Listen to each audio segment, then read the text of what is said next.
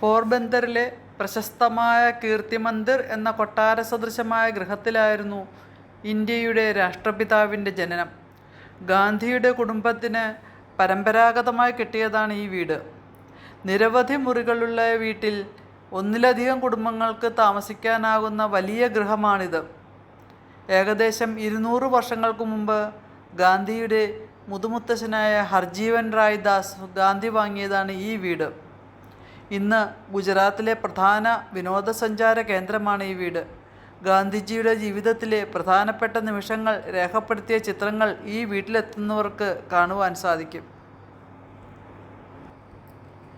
ഗുജറാത്തിലെ പോർബന്തർ നഗരത്തിലാണ് ഗാന്ധി കുടുംബത്തിൻ്റെ പൂർവിക ഭവനം സ്ഥിതി ചെയ്യുന്നത്.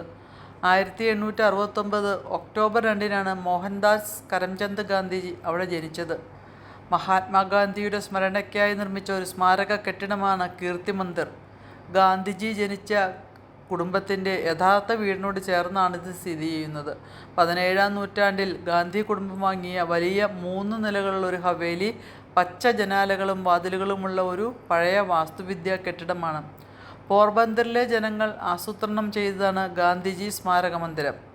കീർത്തി മന്ദിറിന് തറക്കല്ലിടുന്നതിന് മുൻപ് പ്രശസ്ത വ്യവസായിയായ നഞ്ചി കാളിദാസ് മേത്ത സ്മാരകത്തിൻ്റെ ഉത്തരവാദിത്തം ഏറ്റെടുക്കുകയും അവിടെ ഇപ്പോഴും താമസിക്കുന്ന ഗാന്ധി കുടുംബത്തിൽ നിന്ന് സ്വന്തം പണം ഉപയോഗിച്ച് പൂർവിക ഭവനം വാങ്ങുകയും ചെയ്തു. 1947 അദ്ദേഹം പൂർവിക ഭവനത്തോട് ചേർന്നുള്ള സ്ഥലം വാങ്ങുകയും കീർത്തി മന്ദിറിന് തറക്കല്ലിടുകയും ചെയ്തു. 1950 കെട്ടിടം പൂർത്തിയാകുമ്പോഴേക്കും ഗാന്ധിജി മരിച്ചിരുന്നു. 1950 മെയ് 27 സർദാർ വല്ലഭായ് പട്ടേൽ സ്മാരകം പൊതുജനങ്ങൾക്കായി തുറന്നുകൊടുക്കുകയും ചെയ്തു. പിന്നീട് ഈ കെട്ടിടം ഇന്ത്യ സർക്കാരിന് കൈമാറുകയും ചെയ്തു. കസ്തൂർബ ഗാന്ധി പ്രമുഖ ഇന്ത്യൻ സ്വാതന്ത്ര്യ സമര സേനാനിയും ഇന്ത്യയുടെ രാഷ്ട്രപിതാവുമായ മഹാത്മാഗാന്ധിയുടെ പത്നിയായിരുന്നു.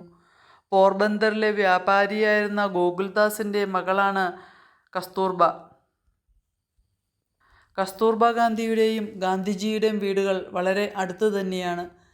2 വീടുകളും ഇപ്പോൾ സർക്കാരിൻ്റെ കീഴിലാണ്. അത് സന്ദർശകർക്ക് വേണ്ടി തുറന്നു കൊടുത്തിട്ടുണ്ട്.